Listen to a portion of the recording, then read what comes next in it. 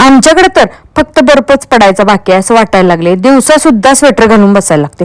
असली थंडी वाढल्या की काय बोलायलाच नको. आणि या थंडीमध्ये कसं आपल्याला एकदम हेल्दी आणि पौष्टिक असंच काहीतरी खायला भारी वाटते. म्हणून म्हणलं चला मस्तपैकी शेंगदाण्याचे लाडू करूया. शेंगदाण्याचे लाडू करायला मी पहिला काय केलं की शेंगा फोडून घेतल्या, त्याचे शेंगदाणे काढून घेतले. नंतर दुसरीकडे गुळ चिरून घेतला आणि एका वाटीमध्ये तीळ काढून घेतले. गॅसवर कढई ठेवली. कढईमध्ये घातली तीळ 1 वाटी, चांगले चट उडेपर्यंत भाजून घेतले. ते एका सुपामध्ये काढले, थंड व्हायला ठेवले. नंतर त्याच कढईमध्ये घातले 2 वाटी शेंगदाणे सुद्धा चांगले भाजून घेतले. शेंगदाणे भाजून झाल्यावर ते सुद्धा सुपात काढून घेतले आणि त्याच कढईमध्ये परत 1 वाटी होतील एवढे काजू आणि बदाम भाजून घेतले.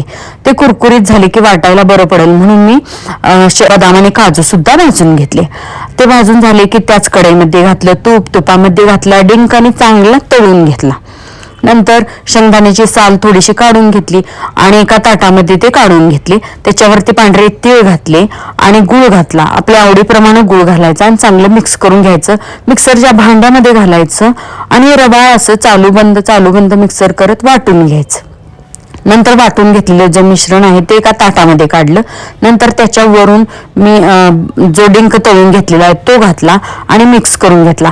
डिंक तुम्ही बारीक पण करू शकता, पण कसं खाताना थोडंसं कुरकुरीत लागावं म्हणून मी वरून घातलेलं आहे. नंतर त्याच्यावरती वेलदोड्याची आणि जायफळची पूड घातली आणि हे सगळं चांगलं मिक्स करून घेतलं आणि नंतर याचे छान असे लाडू वळून घेतले.